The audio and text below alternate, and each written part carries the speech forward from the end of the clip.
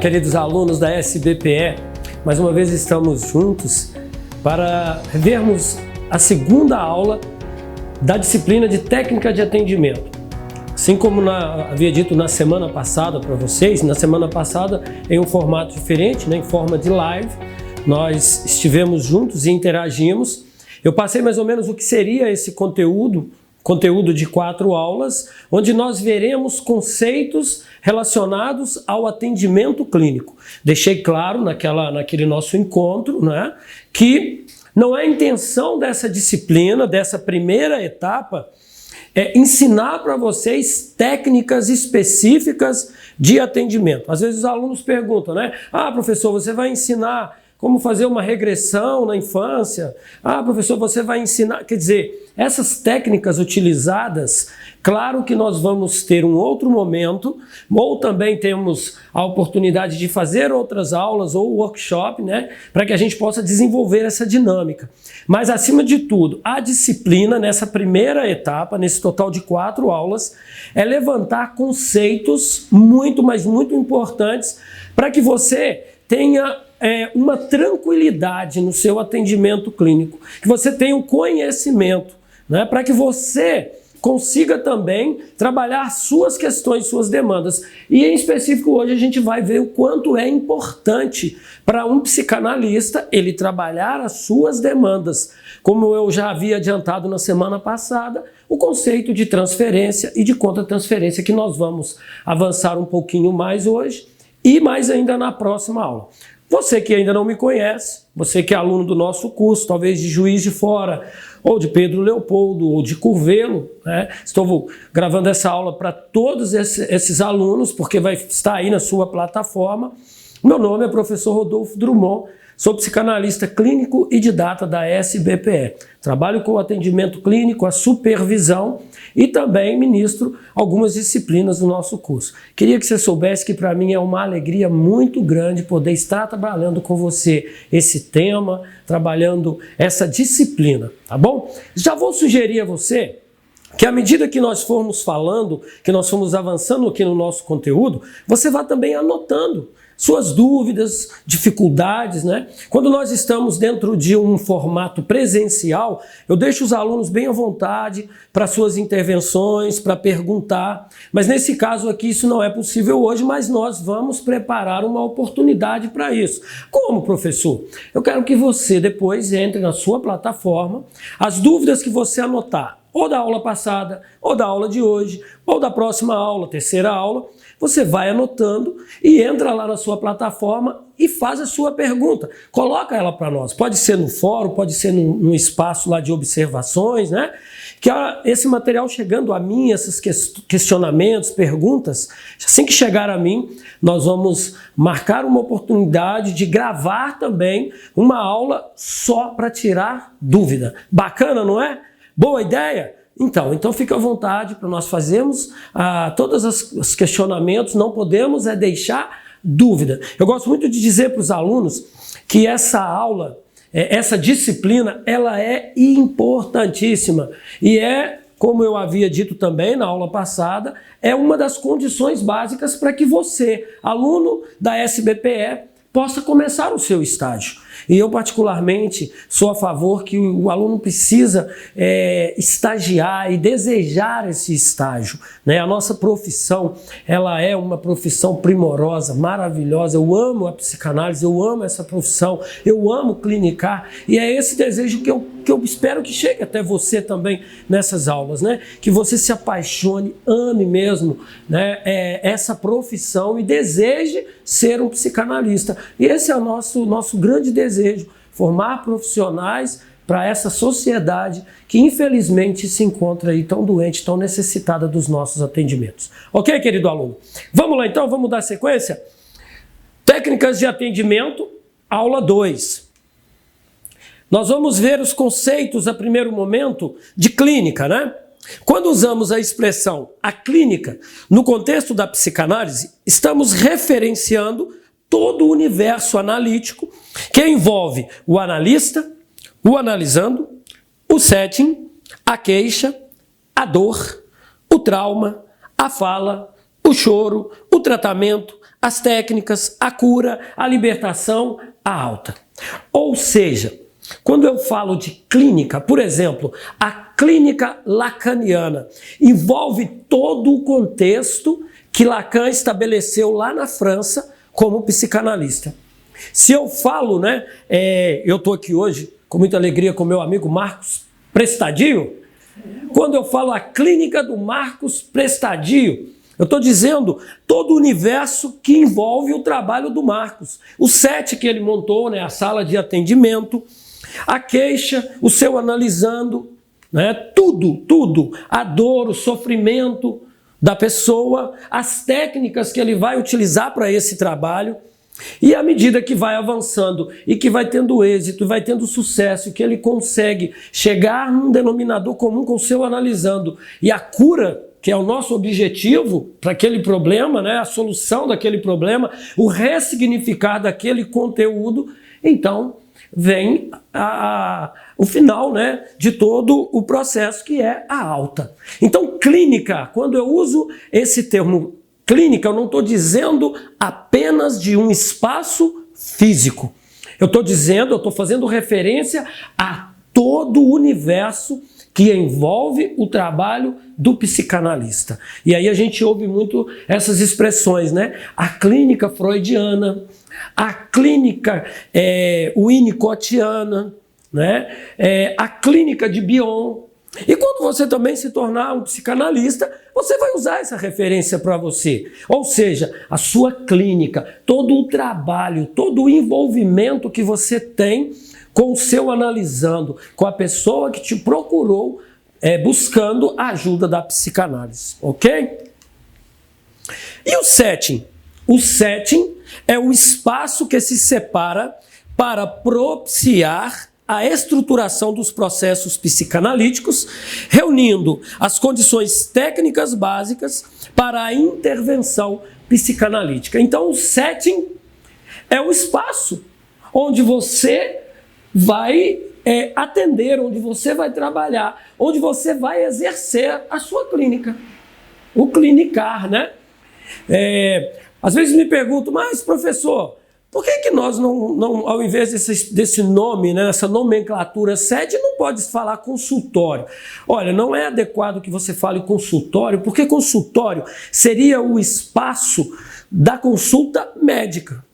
E nós não somos médicos, Nós somos psicanalistas. Nós estamos ali num processo de análise da psique humana. Então, o nome para esse momento, o espaço, não seria apropriado consultório. O nome é setting. Setting analítico. É o espaço que envolve todo o trabalho onde está você, o seu analisando. Agora, eu gostaria de dar um toque para você, porque também são dúvidas que muitos alunos têm, quanto à montagem desse setting, O ideal e o espaço setting, quando eu digo, as 4 paredes ali, onde está o seu divã, onde está a poltrona do psicanalista. O divã é onde vai ficar o seu analisando, a sua poltrona, uma mesa com uma cadeira, Se possível, um ambiente arejado, uma janela ou um ar-condicionado, se for possível. Mas olha, é interessante que você não adorne esse espaço com quadros, com, às vezes objetos em cima da mesa. O ideal é que o set analítico seja ornado o mínimo possível. Por quê? Para que não tire a atenção do analisando. Já existe uma grande facilidade do analisando ter suas resistências quanto ao processo, ao que nós chamamos de mecanismos de defesa. Então, se você adorna, você acha que está criando um setting analítico, colocando quadro, colocando relógio, às vezes até relógio que emite aquele som, Ou você coloca estatuetas. Isso não é ideal. Por quê? Porque vai tirar a atenção, algo que vai chamar a atenção do seu analisando e facilita a ele criar mais mecanismos de defesa. Então, é um toque que eu dou, o mínimo possível de coisas. O ideal, o mobiliário de um set analítico, O divã tem que ter a sua poltrona, uma mesa com mais uma ou duas cadeiras para um momento de algum trabalho que você vai fazer. Por exemplo, numa interpretação de desenho, você vai trabalhar com desenho, né? O ideal é que tenha um tapete no chão, porque se você também for clinicar crianças, para brincar, ficar mais confortável para a criança você vai analisar, e nós vamos ver isso mais na próxima ou na quarta aula, né? Análise com criança, usando a ludicidade, a brincadeira. Então são toques que eu gosto de dar. Agora, claro, fora do set, aí você pode colocar o que você quiser. Se for uma antessala, geralmente a pessoa cria, né, dentro do espaço de atendimento, a clínica dela, a clínica física, agora eu estou dizendo, uma antessala, uma sala de espera, ali você pode ornamentá-la do jeito que você quiser, né? Agora, entrou para dentro do set analítico, e eu gosto de dizer que o set analítico é ideal que seja algo bem sério, mas ao mesmo tempo confortável, agradável de se estar, né? Porque ali não é o espaço da crítica, não é o espaço da condenação, do julgamento, né? Da acusação. Ali é o espaço onde o seu analisando quer se sentir à vontade para expressar, para jogar para fora toda a sua dor. E você, profissional comprometido que estará ali totalmente atento. Como dizia o grande Freud, né? Numa atenção flutuante. Atento a tudo que ele diz, a todo o seu gestual, a todas as suas manifestações, movimentos, né? Então isso é o setting analítico. Nesse espaço são englobados todos os elementos organizadores do setting. É o espaço físico de atuação do psicanalista com seus complementares, como o mobiliário e afins. A clínica é um espectro do setting analítico. Então a sua clínica ela vai ser a imagem do seu setting. Se você criou um setting agradável de estar, algo que o seu analisando consiga se sentir seguro, ele consiga sentir que existe ali um profissional que se importa, que se interessa com ele, sabe? E aí o toque que eu dou para você é que ao criar essa sua clínica, ao criar esse seu trabalho, você consiga transmitir para o seu analisando que você não está interessado em primeiro lugar no valor que ele vai pagar daquela análise, daquela sessão. Você está interessado em ajudá-lo. Você está interessado em que ele se sinta amado por você através do processo psicanalítico, né? Eu dou muitos exemplos, e eu tenho vários exemplos de pessoas que, ao encerrar um processo, elas falam para mim assim: olha, Rodolfo, o que me estimulou ir até o final, e em determinado momento eu senti vontade de parar, e hoje eu entendo o porquê, né? Você já me explicou várias vezes, são os meus mecanismos de resistência, mecanismos de defesa. Mas o que me estimulou é que eu sempre senti que você levava a sério a minha dor. Não era como uma roda de amigos que eu falava da minha dor, do meu sofrimento, e às vezes eles me mandavam ir fazer uma visita no hospital, falava que aquilo era bobagem, que eu estava exagerando. Não, você levou a sério, por mínima que fosse a minha dor, eu senti o seu comprometimento com o meu problema. E você não priorizou o que eu iria te pagar. Quer dizer, isso é um feedback muito positivo, né? Não para nos vangloriar, mas para nós sabermos que estamos no caminho certo. É para isso que a nossa profissão existe. Então é um toque que eu dou para você também. A sua clínica, construa ela dentro dessa energia, dessa atmosfera, de levar o seu analisando a sentir que você não está priorizando ali o dinheiro que ele vai te pagar. Claro que ele é importante. Não estou dizendo que nós não temos que olhar isso, né? O valor da nossa sessão, como que vai ser pago, porque nós exercemos uma profissão. É também a forma de nós tirarmos os nossos proventos e tal, né? Agora, a ideia é não deixar que o analisando perceba que você coloque em primeiro lugar o valor, o dinheiro, né, o custo ali daquele trabalho. Por quê? Porque isso é uma consequência. E eu digo para você, quando eu tenho a oportunidade de ministrar essa aula presencialmente, eu olho nos olhos, como estou olhando no seu olho agora, e estou dizendo para você, o dinheiro, o salário, a renda que gera a psicanálise, e eu digo que eu estou satisfeito com ela é uma consequência do amor que você vai colocar nessa profissão, nessa atividade, tá bom? Isso faz muita diferença no atendimento clínico. Ainda o 7, o processo de análise. Temos nos deparado no exercício da clínica psicanalítica com as múltiplas faces do sofrimento humano. Situações inusitadas nos colocam frente a desafios que muitas vezes põem em xeque o arsenal teórico que nos embasa como profissionais. Diante desse panorama, nos sentimos instigados a fazer uma reflexão teórico-clínica sobre o SET analítico e o seu manejo clínico. Isso quer dizer que você tem que ficar muito atento a todo o movimento, a tudo que acontece dentro do SET. Nenhum atendimento é igual ao outro. Por quê? Porque ninguém é igual a ninguém. Por mais que a queixa, por mais que o problema, por mais que seja um mesmo diagnóstico, são pessoas diferentes, são formas diferentes de lidar com o sofrimento. Uma coisa que eu quero também dizer para você, querido aluno, fica muito atento. Muito atento. Por quê? Porque é claro que existem, e eu penso que o que conta não é o tamanho do problema. Não é o tamanho, não é porque a pessoa recebeu um diagnóstico, e nós vimos isso na aula passada, né? O processo de análise ele pode ser aplicado a qualquer momento da vida, diante dos gatilhos que são disparados.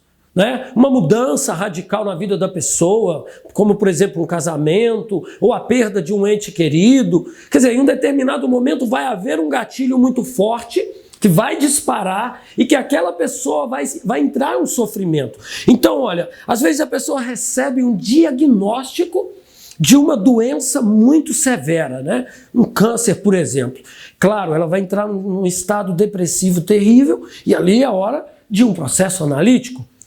Como também pode ser alguém que te procure que terminou um relacionamento, um namoro ou até um casamento. E aí, olha, se você olhar pelo tamanho, né, a impressão que se dá é que o diagnóstico de um câncer muito severo, muito agressivo, é muito maior do que o término de um relacionamento.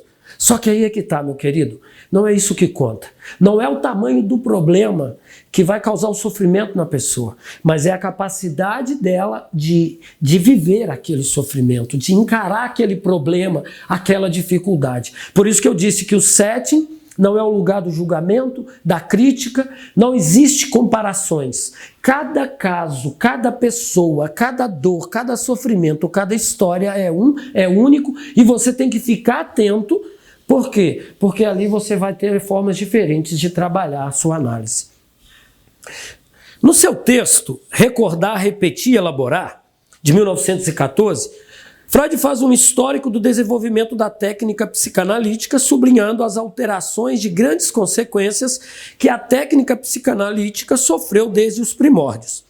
Ele concebia o SET analítico como um lugar específico para que a relação terapêutica se desenvolvesse. Eu vou avançar um pouco mais na leitura do texto para a gente entender melhor, depois nós vamos fechar. É composto por um conjunto de elementos que podem ser compreendidos como variáveis independentes que devem permanecer sob controle para assegurar o êxito do tratamento. O analista, o paciente, o cerimonial, o tempo, o dinheiro, a regra fundamental, a atenção flutuante. Ou seja, Freud percebeu que tudo isso é o setting analítico. E que isso vai variar em determinado momento, de alguma forma ele varia. Mas uma das coisas, e até o próprio Freud, né, é interessante que até o próprio Freud, no decorrer do seu trabalho, ele mudou essa forma de trabalhar. Ele mudou o espaço físico, né, o setting, a forma até dele se sentar. É claro que houve outras mudanças com outros psicanalistas, nesse sentido da posição, por exemplo, do psicanalista e do analisando. Freud não variou muito, não. Mas ele variou no que diz respeito ao seu próprio comportamento, a sua forma de olhar e de observar as expressões do seu analisando. Nós vamos ver isso mais na frente, porque é muito interessante que essas mudanças elas vão ocorrer até mesmo em função de outras contribuições, de outros psicanalistas. Mas não, Freud, basicamente, né, ele estabeleceu que o psicanalista, e ele estabeleceu isso para o seu trabalho clínico, o psicanalista ele precisa ter um controle total dentro do setting na relação com o seu analisando. É isso que depois vai haver uma grande mudança. Por quê? Porque nós vamos perceber que se o psicanalista ficar focado em controlar, em conduzir a análise, ele pode, de alguma forma, construir um próprio estereótipo de frieza.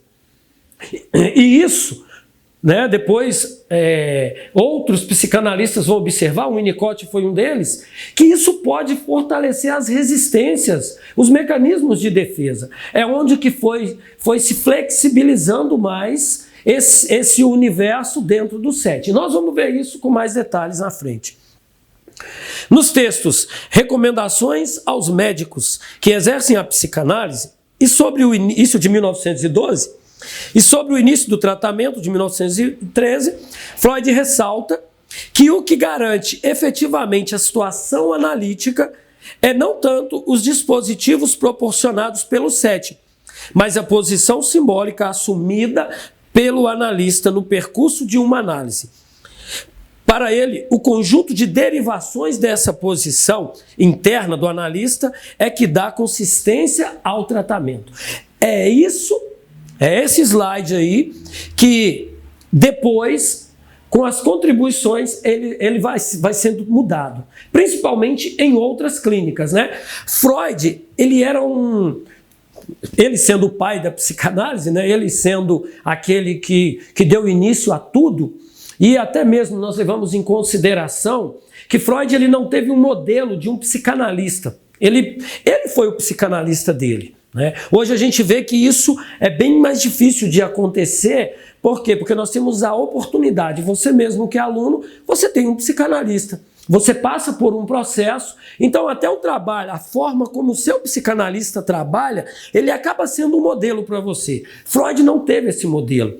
Ele construiu esse modelo de psicanalista e esses escritos, né, todos esses artigos que ele escreve, que estão nas obras dele, até gostaria de sugerir a você, vou abrir um parênteses aqui, né, as nossas aulas, nós tentamos aprofundar o máximo possível, mas ainda assim, né, pela grandeza, pelo universo que é a psicanálise, é muito pouco. Então eu sugiro a você que pegue aí, né, esses artigos que eu estou pincelando e depois aprofunde. Está lá nas obras de Freud, nos 24 livros de Freud, né?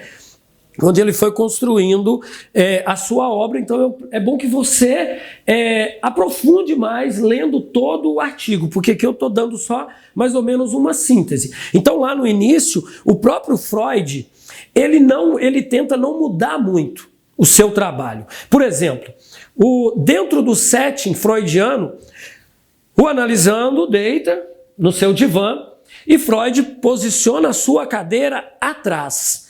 Ele fica totalmente fora da visão do seu analisando. Por quê? Porque possivelmente ele entendia que ele não tinha o direito de interferir nas falas, nem mesmo com uma troca de olhar. O olhar, ele já poderia de alguma forma ou o analisando entender que ele estava sugerindo alguma coisa, ou até mesmo intimidar a fala do seu analisando. Então a posição do setting freudiano é o analisando deitado no divã e Freud atrás dele, bem atrás da sua cabeça, onde um não tem a condição de olhar nos olhos do outro. Isso mudou. Isso vai mudar. Nós vamos falar daqui a pouco de Shandor Ferenczi, né? E depois também um pouco de Winnicott. Eles vão mudar isso. Eles vão flexibilizar esse ambiente, trazendo o analista e se colocando na frente do analisando. O que é muito comum hoje, principalmente na SBPE, né? Nós trabalhamos muito mais dentro dessa perspectiva, né? Eu conheço muito poucos que trabalham nesse segmento de Freud ainda, porque isso mudou, mas mudou muito. Aí você vai me perguntar, né? Os alunos perguntam, Rodolfo, mas o que é certo? O que é errado? Olha, não tem nem certo nem errado. pois foram teorias que foram se transformando, foram mudando, né? Até o próprio Freud mudou em muitas coisas, né? Por exemplo, quando Freud começou a psicanálise, ele entendia que a psicanálise deveria ser dedicada somente à elite. Um processo, um tratamento, um trabalho que só poderia estar ao alcance dos ricos, da elite. Depois de um tempo, Freud foi percebendo que esse método ele deveria estar acessível a todas as pessoas, e aí ele muda.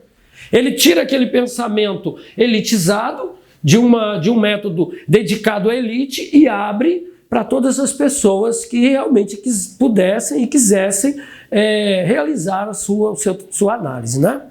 No 5º Congresso Psicanalítico Internacional de 1918, Freud recomenda uma mudança de atitude do analista nos casos em que a análise de transferência não se apresenta como recurso suficiente para vencer as resistências e desentravar o processo. E ao analista cabe adotar uma postura mais ativa.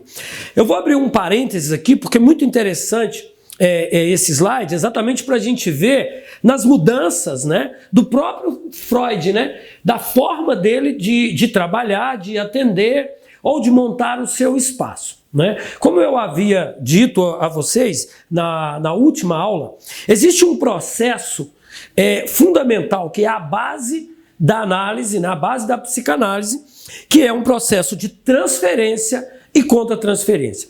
E nesse sentido, o próprio Freud houve várias e várias mudanças no trabalho dele. Por quê? Porque logo lá no início, como eu disse, ele não foi analisado por ninguém. Ele mesmo foi o seu analista e analisava as outras pessoas. Então ele não teve um modelo de analista para ele se construir como analista.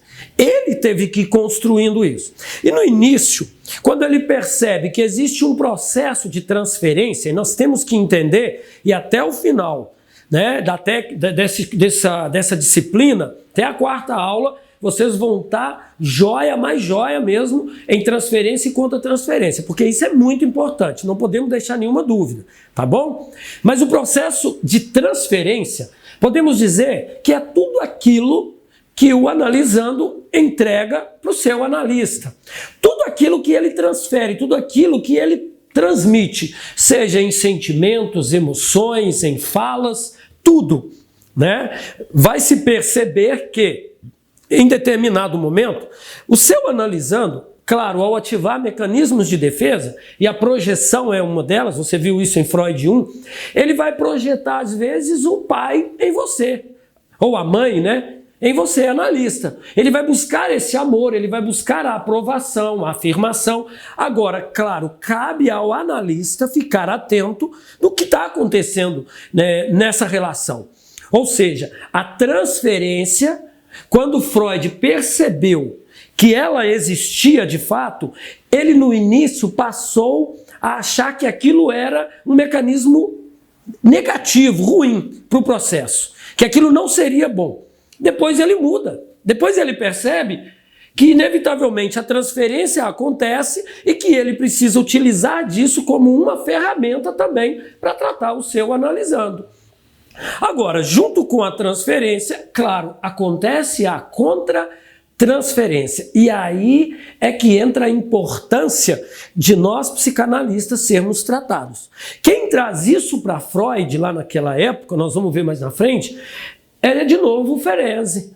Ferenczi, ele propõe a Freud que todos eles que estavam sendo formados, todos os colaboradores, todos que estavam ali meio que como discípulos de Freud, fossem atendidos também, fossem sendo tratados os seus próprios conteúdos. E Freud viu que isso era muito importante. Até citei um exemplo na aula passada, na primeira aula, o exemplo do Jung, né? Na relação de Jung com a sua paciente, a Sabina Spiering, onde ela fez uma transferência erótica para Jung, ela se apaixonou por Jung, né? Claro, a psicanálise vai entender que ela buscou todo o amor, toda a aprovação do pai dela na relação com o Jung, e o Jung, inevitavelmente, aquela transferência entrou em ressonância com seus conteúdos, porque ele também não era tratado, né?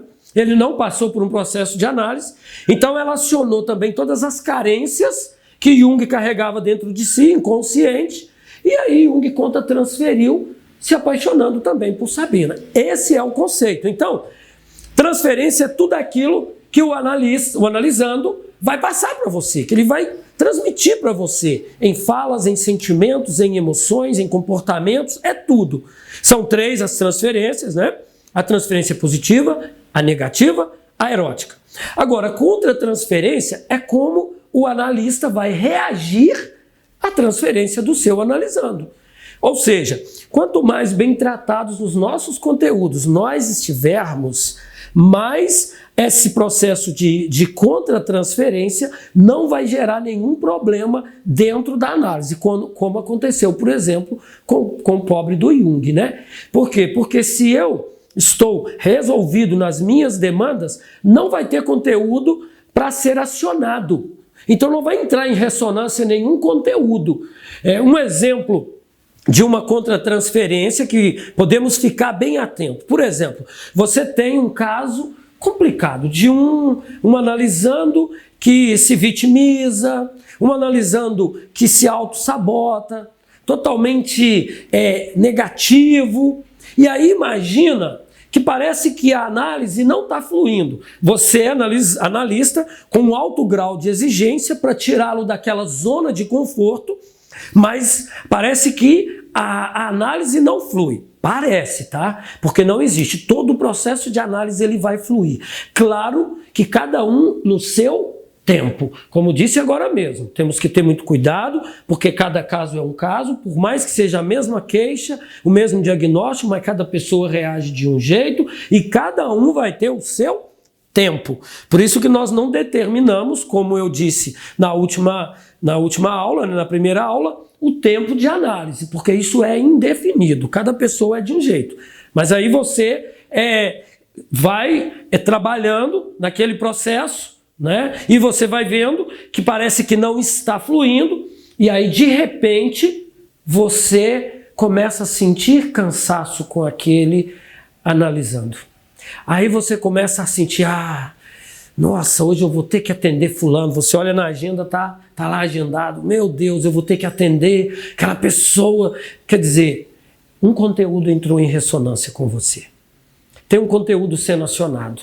Nunca o seu analisando pode ser um fardo pesado para você. Porque, na verdade, você não tem que participar da dor dele. Você não tem a obrigação de curá-lo, de salvá-lo. Você está ali para propor a ele um processo que para ele vai ter o tempo dele. Então não adianta você impor um alto grau de exigência a você, porque aí, meu querido, é sinal que você está com conteúdo entrando em ressonância. Então o nosso trabalho, a relação com o nosso analisando, tem que ser de total leveza.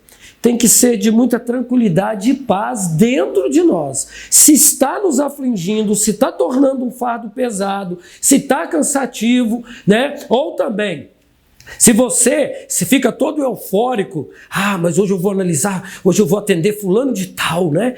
E você fica... Tem também um conteúdo aí. Não que nós não tenhamos estar estimulados. Mas eu digo assim, quando você já fica até apreensivo, né? Por exemplo, mas hoje eu vou atender fulano que é assim, que é assado, porque é bonita, porque tem um cabelo bonito. Presta bem atenção. Tem um conteúdo entrando em ressonância e você está fazendo a contra-transferência. Na relação analista e analisando, nós temos que nos posicionar de maneira neutra, né? Claro que sentimentos vão emergir de dentro de nós, mas nós temos que saber o que é, saber como controlar isso. Freud dizia, em um texto dele, ele vai dizer que todo processo de análise é automaticamente um processo de autoanálise, onde você também tem a oportunidade de estar se autoanalisando. Isso é muito importante. Então, quanto à transferência. Transferência basicamente é isso. Vamos ver mais na frente depois desse assunto. Ele transfere a incumbência de prolongar a duração do tratamento e de encontrar técnicas capazes de atestar o sucesso do método analítico para seus discípulos. E foi Sándor Ferenczi quem mais se destacou nessa tarefa. Então agora nós vamos entrar um pouco nesse outro psicanalista, que foi discípulo de Freud, muito grande colaborador de Freud. Sándor Ferenczi foi um psicanalista húngaro, foi um dos mais íntimos colaboradores de Freud. Tornou-se famoso pelas experiências psicanalíticas. Nasceu em Miskolc e formou-se em medicina aos 21 anos pela Universidade de Viena.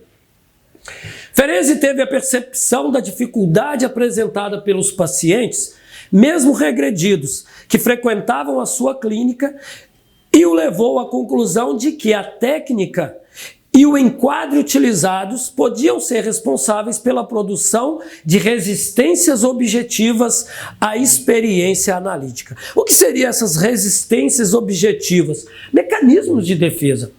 Freud propôs uma clínica, né, um trabalho, um processo onde o analista era totalmente frio, apático, indiferente, não pode olhar no olho do seu analisando, fica fora do foco, né? Aí Ferenczi percebe que em determinado momento, em determinado processo, isso criava mais resistência, ou seja, ativava mais mecanismos de defesa nos analisandos. O percurso clínico de Ferenczi é todo pautado no desafio de acolher o sofrimento dos pacientes chamados difíceis e resistentes. Isso ele concluiu em 1926. Ou seja, aqueles pacientes que eles sentiam que tinham muitos mecanismos de defesa, que o ego acionava com muita potência esses mecanismos de defesa. Ele conclui que as dificuldades enfrentadas nesses processos eram muitas vezes decorrentes da insensibilidade dos analistas. Então Ferenczi é um desses que inaugura uma nova forma de atuar dentro do set, ou seja, ele sai de trás do analisando e se posiciona agora na frente do analisando, para que olhando no olho eles possam criar um pouco mais de empatia.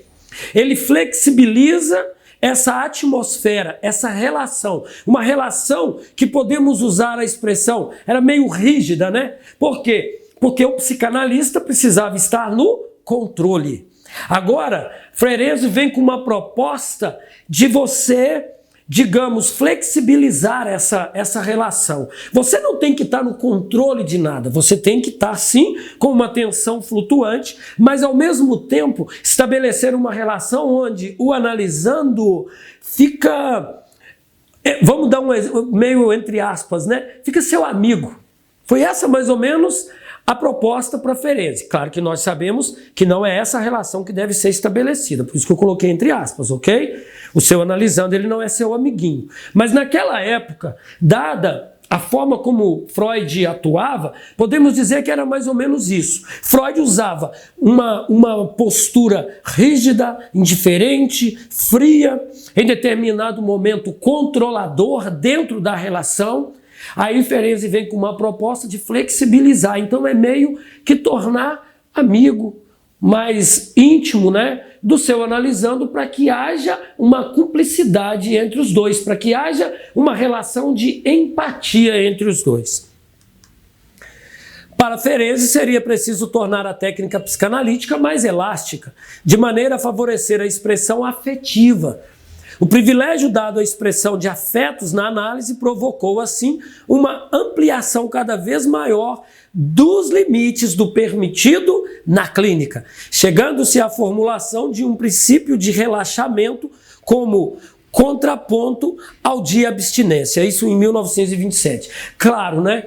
Claro que ele pagou um preço. Houve um preço a ser pago, porque houve muita controvérsia, houve muito disso que me disse, né? Muitos que eram... digamos, a favor, outros que não eram, o próprio Freud. Em determinado momento, Ferenczi e Freud bateram de frente, mas nunca, é claro, igual o que aconteceu com Freud e Jung, de brigarem, se tornarem inimigos e romperem todo o trabalho. Não, Ferenczi foi até o final com Freud, tanto que Ferenczi morre alguns anos antes de Freud, então morreu bem mais jovem, mas foi até o final. Mas isso não quer dizer que não houve embate entre os dois, que não houve, às vezes, discussão, né? Divergência. Claro que houve. Tanto nisso aqui, olha. Ferenczi estava discordando de Freud da forma de conduzir o processo e ele resolveu criar essa forma de mais empatia, de mais afetividade, né, com o seu analisando.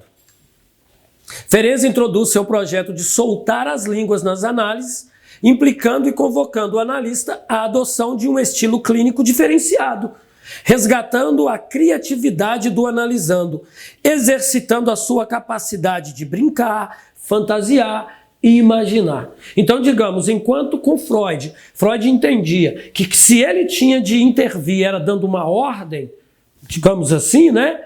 Ou não participando de nada, agora Ferenczi entende que ele pode estimular o analisando com brincadeira, com fantasias, né? Para quê? Porque ele entendia que dessa forma o inconsciente se abria melhor e se manifestava dentro do processo.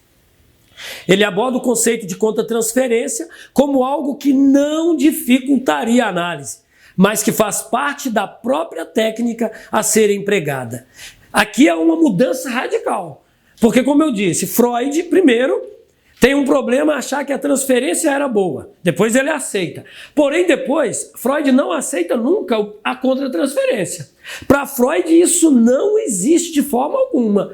Ele até entende que acontece. Por quê? Porque é claro que o psicanalista ou o analista, ele vai ter uma reação em relação à ação do seu analisando.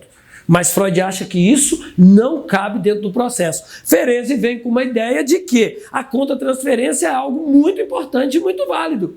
Tanto que é ela que vai fazer com que haja essa relação de empatia, né, entre um e outro. Agora, diferente, né, de permitir que o conteúdo seja acionado. Se você, e aí é que está, se você está com suas demandas, né? Se você está com todos os seus conteúdos resolvidos, tratados, a contra-transferência que vai acontecer, na verdade, é na sua empatia com o seu analisando, você vai corresponder a um sorriso, né? Você vai corresponder a alguma fala dele. Agora, gente, vamos lá, vamos entender. Em forma alguma isso quer dizer, ou essa relação de empatia, que pelo menos na SBPE a gente entende que é válida, que é positiva, isso não pode se transformar em uma relação de amiguinhos, de amizade, de amigo íntimo. Tá claro? O seu analisando, ele não é seu amigo íntimo. Tipo, exemplo, né? Que vai te convidar para vocês irem almoçar juntos, para você ir almoçar na casa dele. Isso faz com que o processo seja quebrado. Isso não é bom. Você poderia me perguntar agora, professor, mas essa relação de empatia, de afeto com o meu analisando, e se a gente virar amigo, e se ele me convidar até para ser padrinho de filho dele? Você não aceita. Você não aceita, é simples. Não é essa relação, a empatia não é para esse caminho. Por quê? Porque ele vai cair numa zona de conforto. Se você se transformar num amigo íntimo do seu analisando, fora do setting, fora do processo, né, ele vai criar muito mais mecanismos de defesa. Então isso não é o caminho, ok? Não vamos confundir uma coisa com a outra. O manejo técnico deve dosar bem a empatia e a capacidade de sentir com. E o processo é conduzido melhor a partir da análise pessoal do analista, que o capacitará para avaliar a situação analítica como um todo. Quer dizer, você tem que ter esse manejo, você tem que ter esse cuidado consigo. Por quê? Porque se você também entra numa, como eu disse nesse exemplo, de ser amigo íntimo, quer dizer, você no mínimo está acionando suas próprias carências. Você precisa da figura daquele analisando para ser seu amigo íntimo. E aí? Tem problema aí, ok? O seu analisando, ele não é seu amigo íntimo. Ele não é alguém que você tem que viver uma vida social com ele, de batizar o filho dele, de almoçar na casa dele. Não. Não. Você tem as suas relações de amizade em outro campo, em outro âmbito. Com o seu analisando, não é legal. Seguindo a mesma linha de pensamento de Ferenczi, o Winnicott sentiu que era vital reexaminar sua técnica, pois suas observações clínicas apontavam para a necessidade de uma adaptação no setting para promover uma evolução favorável do paciente e ajudá-lo no fortalecimento e na evolução de sua personalidade. Então tá aí o nosso querido Winnicott, né? Grande psicanalista, grande teórico também. Ele também, junto com o Ferenczi, entendeu que aquela forma mais rígida de Freud de conduzir, em determinado momento, criava mais resistência no processo. Então o Winnicott também flexibiliza, principalmente porque o Winnicott é a teoria das crianças. Como é que você vai ter uma relação rígida com criança? Principalmente ele, né? Que, claro, ele atendia qualquer público, mas a sua opção primeira era a clínica infantil, as crianças. Então, mais ainda, ele precisava criar essa relação de empatia, de afetividade com o seu analisando. Hoje o trabalho psicanalítico, o winnicottiano, busca promover o desenvolvimento de aspectos da vida psíquica que não puderam evoluir em função de falhas no processo inicial, além de valorizar o meio ambiente do setting na estruturação do self. Ou seja, se você vai estudar bem a fundo o Winnicott, você vai perceber que ele quer ressignificar aqui, né, a relação mãe-bebê. Por quê? Porque na teoria winnicottiana é ali que tudo acontece. Se houve uma ruptura naquela relação, esse indivíduo ele vai desenvolver com o ego fraco, né?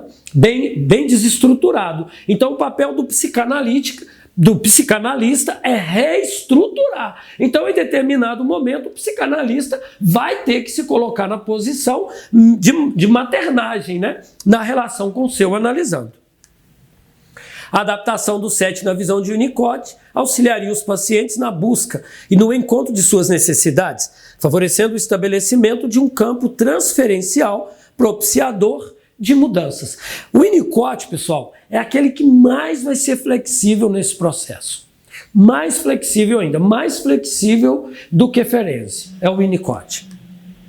O Winnicott nos alerta para não trabalharmos de forma rígida, utilizando uma aplicação cega a uma técnica, pois o paciente que procura análise precisa ser acolhido na sua dor, e isso ocorre à medida que ele se sente compreendido no seu sofrimento. Então o Winnicott apela para que, muito mais preocupado com qual técnica que eu vou aplicar, o que seria ideal é que eu esteja atento à dor, ao sofrimento.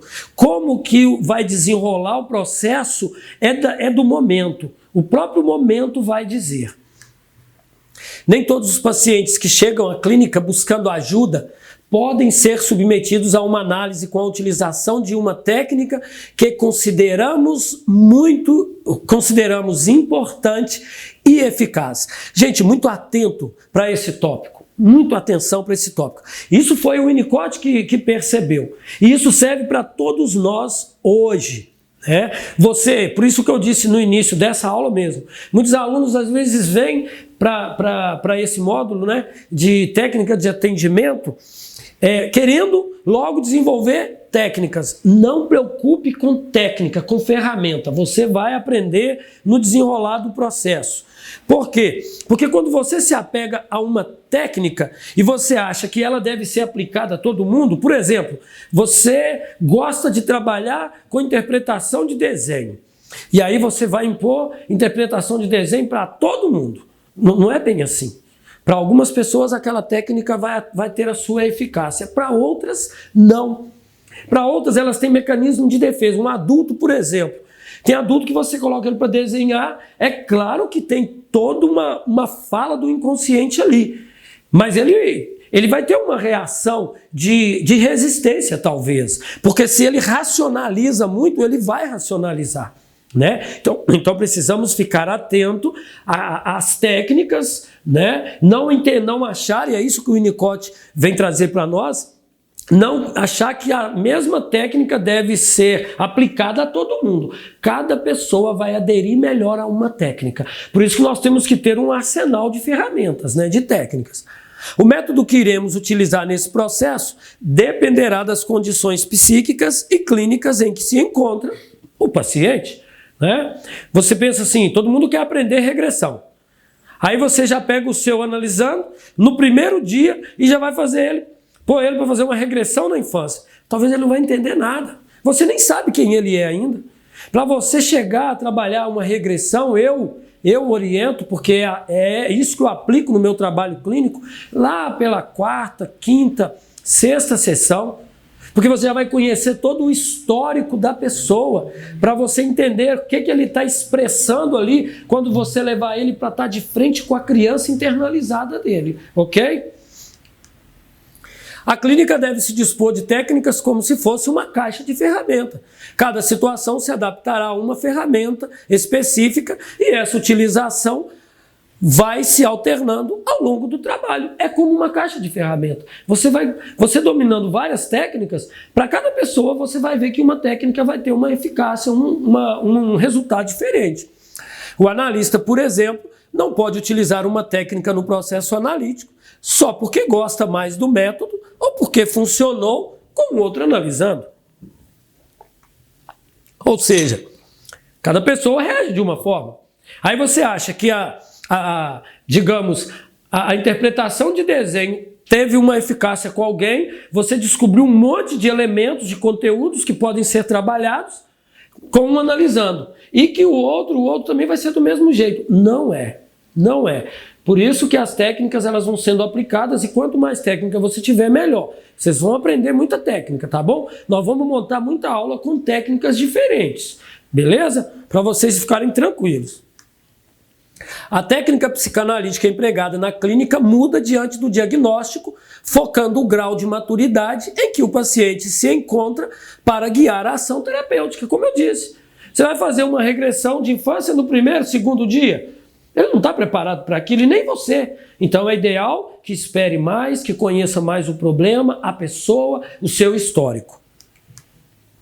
É fundamental basear seu trabalho terapêutico de acordo com o diagnóstico. E assim procedendo, poderemos até fazer adaptação no setting se a situação do tratamento do paciente naquele momento assim requerer. Claro, muito importante, né? Aqui até mesmo um diagnóstico médico.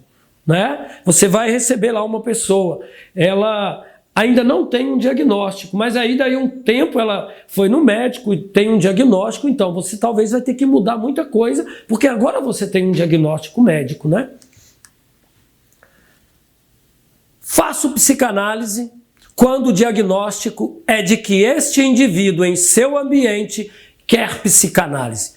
Posso até tentar estabelecer uma cooperação inconsciente, ainda quando o desejo consciente pela psicanálise está ausente. Mas, em geral, a psicanálise, cujo método por excelência é a interpretação do conflito reprimido inconsciente, é para aqueles que a querem, necessitam e podem tolerá-la.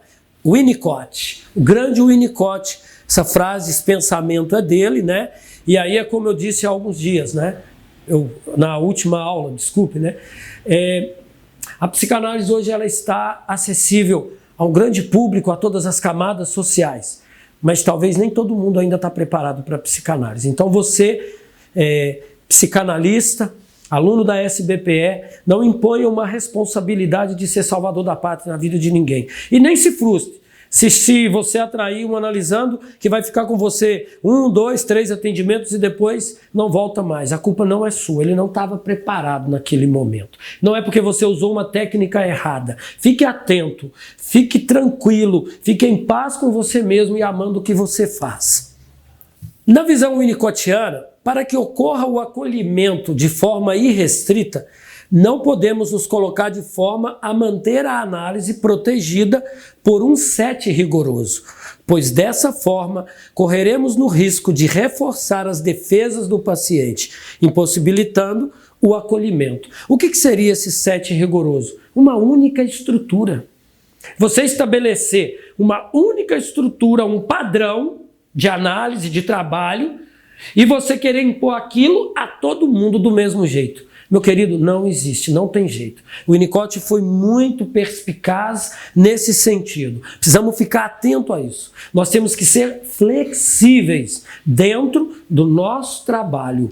Não permita que se crie um set rigoroso, aquela coisa fechada, aquela coisa padronizada, né? Esteja aberto, flexível ao movimento, à energia que está estabelecendo ali na relação com o seu analisando. O set rigoroso pode fazer o analista perder de vista elementos fundamentais que mostrarão todo o arsenal do sofrimento e da psicopatologia manifestada pelo paciente, simplesmente por manter o rigor da técnica desfocada e inadequada no processo da clínica. Então, você cria uma técnica, você fica preso naquela técnica, irremediavelmente preso ali, né? Você vai perder um monte de elemento que seria muito, mas muito importante para a clínica, para o método fluir melhor. O analista, na visão de Winnicott, deve se abster do autoritarismo e da doutrinação, permitindo uma fruição, mesmo desorganizada, ao longo das sessões.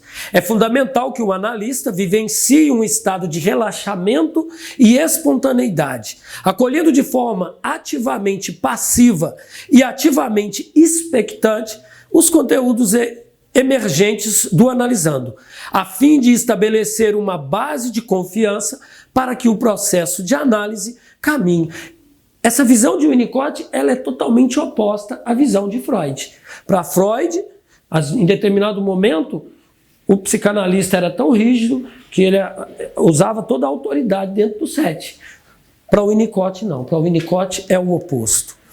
Ferenczi e Winnicott defenderam a preocupação que deve ter o analista em manejar bem as técnicas na clínica sem a rigidez em nome de uma doutrina, permitindo a alternância das técnicas para o bom resultado da proposta do tratamento, tornando assim o setting como ambiente de conformidade. Enquanto Freud via o manejo da psicanálise como uma doutrina rígida, fechada, quase um dogma, né, estabelecido ali, para o Winnicott, Ferenczi tem que flexibilizar isso, tem que ser leve para ambos, tanto para ele, psicanalista, quanto para o seu analisando. E nós terminamos aqui, queridos alunos. Foi bom, não foi? Passou rápido, foi uma aula gostosa, creio eu. E aí eu vou lembrar você do que disse bem no início. Tem dúvida?